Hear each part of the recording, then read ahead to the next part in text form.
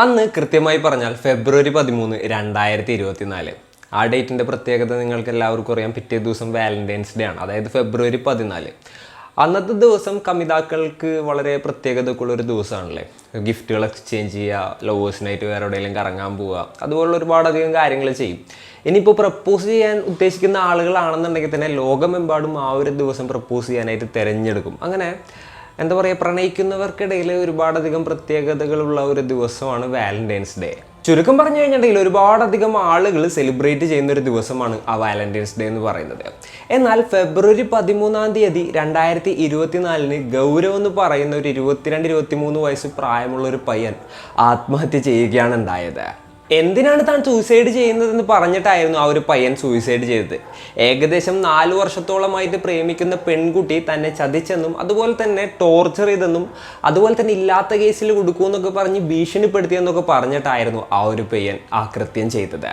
സ്നേഹിക്കുക മാത്രം ചെയ്തിട്ട് ഞാനിത് എന്തിനു അനുഭവിക്കണം, എന്തിനു ഞാൻ ജീവിക്കണം, അത്തരത്തിലുള്ള കാര്യങ്ങളൊക്കെ പറഞ്ഞുകൊണ്ടായിരുന്നു ആ പയ്യൻ ഇത്തരത്തിലുള്ളൊരു കടുങ്കൈ ചെയ്തത്. അപ്പോൾ ഗൗരവിന് എന്താണ് സംഭവിച്ചത്, ഇവർക്കിടയിൽ എന്തൊക്കെയായിരുന്നു പ്രശ്നങ്ങൾ ഉണ്ടായത്, എന്താണ് അവരുടെ സ്റ്റോറി, ഇതൊക്കെയാണ് ഈ ഒരു വീഡിയോയിലൂടെ നമ്മൾ സംസാരിക്കാൻ പോകുന്നത്. Hello guys, welcome back to the channel Razin this side.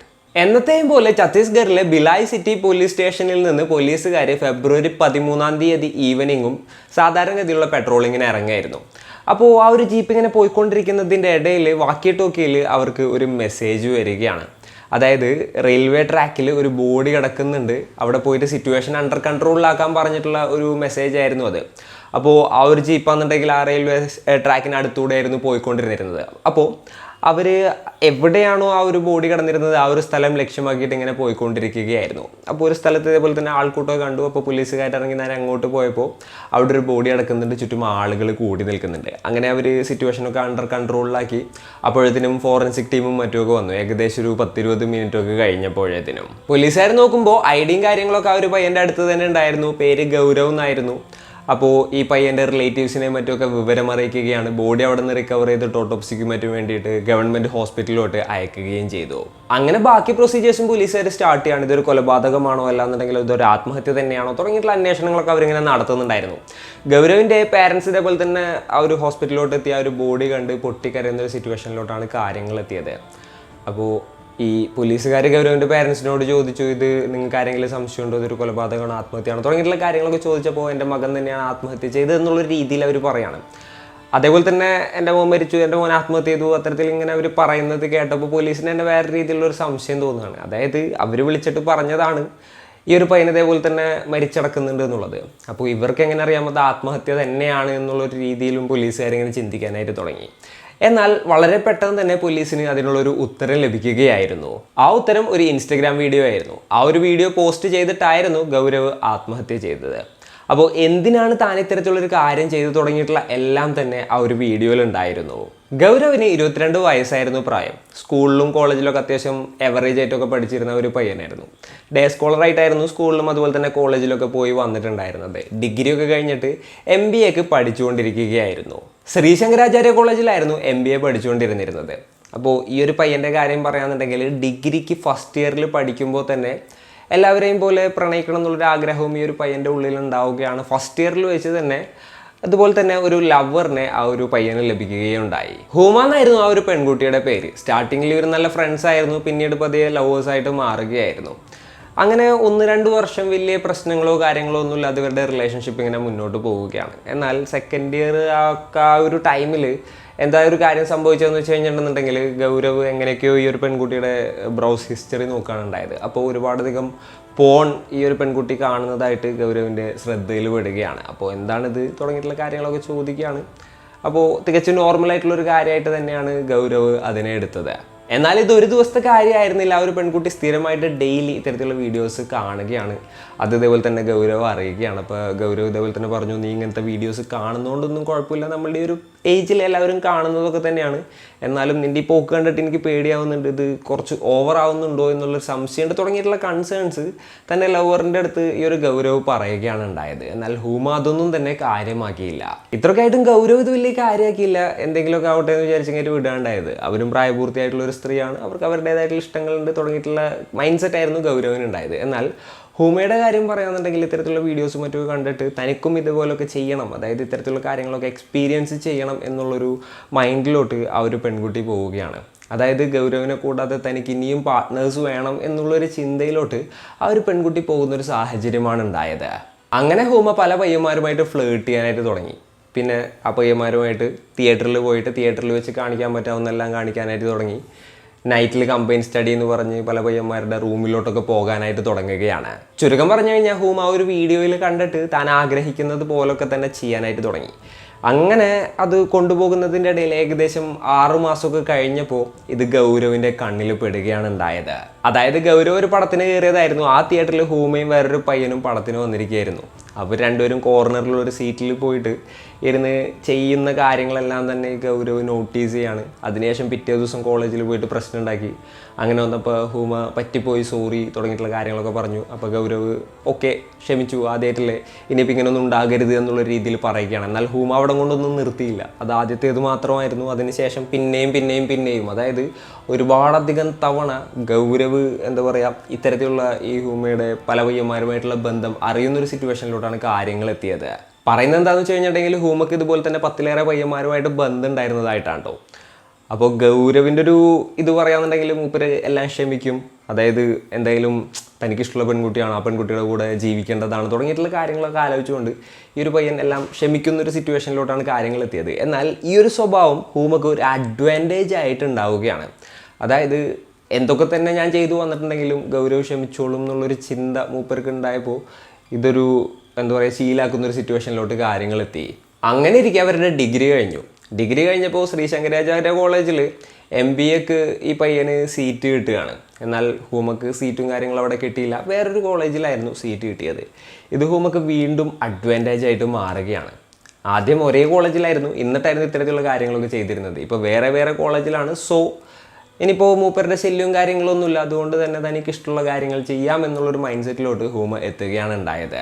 അങ്ങനെ ഹൂമ പല പയ്യന്മാരോട് സംസാരിക്കാനായിട്ട് തുടങ്ങി. അതിൻ്റെ ഇടയിൽ സുഗൻ, ആര്യൻ, അതുപോലെ തന്നെ അവരുടെ മ്യൂച്വൽ ഫ്രണ്ട് വേറൊരു പയ്യൻ ഇവരെ പരിചയപ്പെടുകയാണ് ഉണ്ടായത്. ഇവരെ പരിചയപ്പെട്ട് സംസാരിച്ചിട്ട് ഹൂമ തൻ്റെ കാര്യങ്ങളെല്ലാം തന്നെ പറയുകയാണ്. അതായത് തനിക്ക് പ്രേമിക്കാനൊന്നും വലിയ താല്പര്യമൊന്നുമില്ല, എന്നാൽ സെക്ഷലി എക്സ്പ്ലോർ ചെയ്യാനായിട്ട് താല്പര്യമുണ്ട്. സോ നിങ്ങൾക്ക് താല്പര്യമുണ്ടോ എന്നുള്ളൊരു കാര്യം ചോദിച്ചപ്പോൾ ആമ്പിള്ളേർ അവരെന്തായാലും ഓക്കെ പറഞ്ഞു. അതുപോലെ തന്നെ ഹൂമയൊക്കെ പറഞ്ഞു. പിന്നീട് അതുപോലെ തന്നെ ഇവർ എല്ലാവരും ഒരുമിച്ച് ടൈം സ്പെൻഡ് ചെയ്യാനായിട്ട് തുടങ്ങുകയാണ്.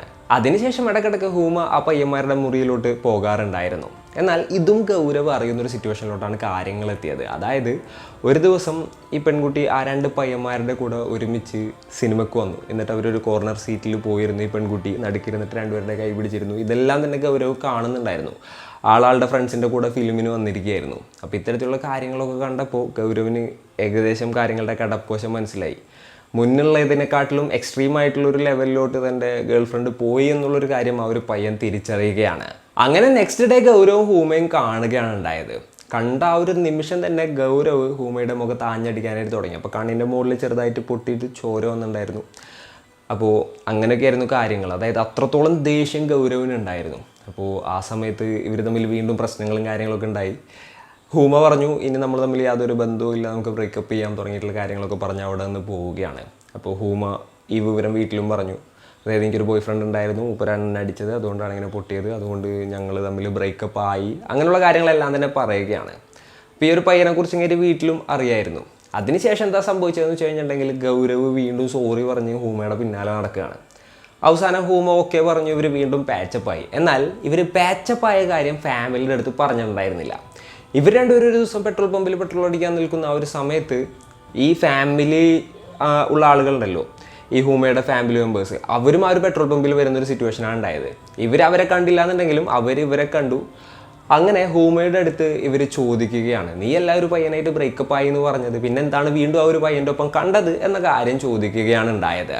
വീട്ടുകാർ ചോദിച്ചപ്പോൾ ഹൂമ നൈസായിട്ട് പ്ലേറ്റ് മാറ്റി. തന്നെ ഭീഷണിപ്പെടുത്തി അടിച്ചിട്ടൊക്കെയാണ് പ്രണയിപ്പിക്കുന്നത്, അതായത് നിർബന്ധിപ്പിച്ചിട്ടാണ് ഇങ്ങനെയൊക്കെയുള്ള കാര്യങ്ങൾ ചെയ്യുന്നത്, അല്ലാണ്ട് തനിക്ക് ഇഷ്ടമുണ്ടായിട്ടൊന്നുമല്ല എന്നുള്ള കാര്യം ഹൂമ പറയുകയാണ്.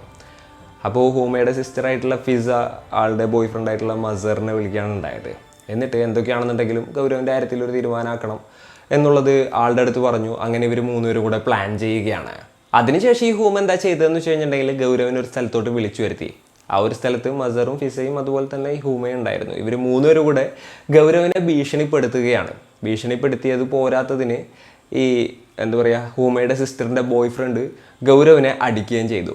എന്നിട്ട് ഇവർ വേറൊരു കാര്യം കൂടെ പറഞ്ഞു, ഇനി എന്തെങ്കിലും പ്രശ്നങ്ങൾ ഒപ്പിക്കാന്നുണ്ടെങ്കിൽ തന്നെ റേപ്പ് ചെയ്തു എന്ന് പറഞ്ഞിട്ട് ഒരു കംപ്ലൈൻറ്റ് കൊടുക്കും എന്നുള്ളൊരു കാര്യം ഹൂമ ഇതുപോലെ തന്നെ ഈ പയ്യൻ്റെ അടുത്ത് പറയുകയാണ് ഉണ്ടായത്. ഇതൊക്കെ കൂടെ കേട്ടപ്പോൾ ഈ പയ്യനാകെപ്പാടെ തകർന്നുമാണ് ഉണ്ടായത്. അതായത് 4 വർഷം ആത്മാർത്ഥമായിട്ട് എന്താ പറയുക സ്നേഹിച്ചു, തന്നെ ഒരുപാട് തവണ ഈ ഒരു പെൺകുട്ടി ചതിച്ചിട്ടും പിന്നെയും അതൊക്കെ ക്ഷമിച്ചിട്ട് എല്ലാം അറിഞ്ഞിട്ടും ആ ഒരു സ്നേഹം ആൾ കളഞ്ഞിട്ടുണ്ടായിരുന്നില്ല. എന്തൊക്കെയാണെന്നുണ്ടെങ്കിൽ എൻ്റെ കൂടെ ജീവിക്കേണ്ട ഒരു പെൺകുട്ടിയല്ലേ എന്നുള്ള ആ ഒരു ഇതിൽ തന്നെയായിരുന്നു ഈ പയ്യൻ സ്നേഹിച്ചുകൊണ്ടിരുന്നിരുന്നത്. ജാനുവരി 25-നാണ് ഇത് നടക്കുന്നത്. അതിനുശേഷം ഈ ഒരു ഇൻസിഡൻറ്റിനെ കുറിച്ചിട്ടും അതുപോലെ തന്നെ താൻ എന്തിനാണ് ജീവിക്കുന്നത് തുടങ്ങിയിട്ടുള്ള കാര്യങ്ങൾ ഈ ഒരു പയ്യനിങ്ങനെ ആലോചിക്കുകയായിരുന്നു. ആലോചിച്ച് തനിക്കിനി ജീവിക്കേണ്ട എന്നുള്ളൊരു സിറ്റുവേഷനിലോട്ട് ആ പയ്യൻ എത്തുകയാണ്. അതായത് ഈ ഫിസിക്കൽ പെയിനെക്കാട്ടിലും എന്താ പറയുക മെൻ്റൽ പെയിൻ ആ ഒരു രീതിയിലോട്ട് വരുന്നൊരു സിറ്റുവേഷൻ ആയപ്പോൾ ഇനി എന്തായാലും തനിക്ക് ഈ ലോകത്ത് ജീവിക്കേണ്ട എന്നുള്ളൊരു തീരുമാനം ആ പയ്യനെടുത്തു. എന്തൊക്കെയാണെങ്കിലും തികച്ചും തെറ്റായിരുന്ന ഒരു തീരുമാനം തന്നെയായിരുന്നു അത്. എന്താണെങ്കിലും ആ പയ്യൻ അങ്ങനെയുള്ളൊരു തെറ്റായ തീരുമാനം എടുത്തതിന് ശേഷം ഒരു വീഡിയോ റെക്കോർഡ് ചെയ്യായിരുന്നു. അതായത് നമ്മളുടെ വീട്ടിലെല്ലാം ഉണ്ട്, നിങ്ങൾ എനിക്കെല്ലാം തന്നു, അച്ഛൻ്റെ അമ്മയുടെ സ്നേഹമൊക്കെ എനിക്ക് വേണ്ടുവോളം കിട്ടിയിട്ടുണ്ട്, അതുപോലെ തന്നെ എനിക്കൊന്നിനൊരു കുറവ് വരുത്തിയിട്ടില്ല, ഇനിയിപ്പോൾ ചേട്ടൻ്റെ കല്യാണവും കാര്യങ്ങളൊക്കെയാണ്, അങ്ങനെയുള്ള ഒരുപാട് കാര്യങ്ങളൊക്കെ പറഞ്ഞുകൊണ്ടുള്ളൊരു വീഡിയോ ആയിരുന്നു അത്. അതിനോടൊപ്പം തന്നെ ആ വീഡിയോയിൽ തൻ്റെ ഗേൾ ഫ്രണ്ട് ആയിരുന്ന ഹൂമ എന്ന് പറയുന്ന ആ ഒരു പെൺകുട്ടി ഒരു സെക്സ് അഡിക്റ്റ് ആയിരുന്നുവെന്നും അവളുടെ സെർച്ച് ഹിസ്റ്ററിയും കാര്യങ്ങളൊക്കെ നോക്കിയാൽ നിങ്ങൾക്ക് എല്ലാവർക്കും തന്നെ അറിയാമെന്നും ഒരു 10-12 ആൾക്കാരുടെ കൂടെ ആ ഒരു പെൺകുട്ടി പോയത് മൂപ്പർക്ക് അറിയാം തുടങ്ങിയിട്ടുള്ള ഒരുപാടധികം കാര്യങ്ങളും ആ ഒരു വീഡിയോയിൽ പറയുന്നുണ്ടായിരുന്നു. അവസാനത്തൊക്കെ കഴിഞ്ഞിട്ട് ചേച്ചിയെയും അവരുടെ ബോയ് ഫ്രണ്ടിനെയും കൂട്ടിക്കൊണ്ടു വന്നിട്ട് തന്നെ തല്ലിയെന്നും പോരാത്തതിന് കൊല്ലുമെന്ന് ഭീഷണിപ്പെടുത്തിയെന്നും അതുപോലെ തന്നെ താൻ റേപ്പ് ചെയ്തു എന്ന് പറഞ്ഞുകൊണ്ട് കംപ്ലൈൻറ്റ് കൊടുക്കും തുടങ്ങിയിട്ടുള്ള രീതിയിലൊക്കെ ത്രെട്ടൻ ചെയ്തു എന്നുള്ള കാര്യങ്ങളും ആ ഒരു വീഡിയോയിലൂടെ ആ ഒരു പയ്യൻ പറയുന്നുണ്ടായിരുന്നു. ഇതൊക്കെ പോസ്റ്റ് ചെയ്ത ആ ഒരു പയ്യൻ മരിക്കുകയായിരുന്നു. അതിനുശേഷം ആ ഒരു വീഡിയോ വൈറലാവുന്ന സാഹചര്യത്തിലോട്ട് കാര്യങ്ങളെത്തി. അപ്പോൾ ഒരു ഫേക്ക് റേപ്പ് കേസ് കൊടുത്തു കഴിഞ്ഞിട്ടുണ്ടെങ്കിൽ തൻ്റെ ഭാവി എന്തായിരിക്കും, തൻ്റെ വീട്ടുകാരുടെ അവസ്ഥ എന്തായിരിക്കും, അത്തരത്തിലുള്ള കാര്യങ്ങളൊക്കെ പേടിച്ചുകൊണ്ടായിരിക്കാം മേ ബി ആ ഒരു പയ്യൻ ഇത്തരത്തിലുള്ള ഒരു കൃത്യം ചെയ്തത്. അങ്ങനെ ഒരു കേസ് വന്നിരുന്നെങ്കിൽ മേ ബി ഗൗരവ് അകത്തു പോയാൽ അത്തരത്തിലുള്ള ഒരു പേടിയും കാര്യങ്ങളൊക്കെ ആ പയ്യൻ്റെ ഉള്ളിൽ എന്തൊക്കെ തന്നെയാണെന്നുണ്ടെങ്കിലും ഉണ്ടായിരുന്നിട്ടുണ്ടാകാം. ഇത്രയൊക്കെ ആയപ്പോൾ യൂത്തും കാര്യങ്ങളൊക്കെ നല്ല രീതിയിൽ പ്രൊട്ടസ്റ്റ് ചെയ്യുകയാണ്. അപ്പോൾ അതിൻ്റെ ഫലമായിട്ട് ഹൂമയെയും ഫിസയെയും അതുപോലെ തന്നെ മസർ എന്ന് പറയുന്ന അവരുടെ ബോയ് ഫ്രണ്ടിനെയും പോലീസുകാർ അറസ്റ്റ് ചെയ്യുകയും ചെയ്തു.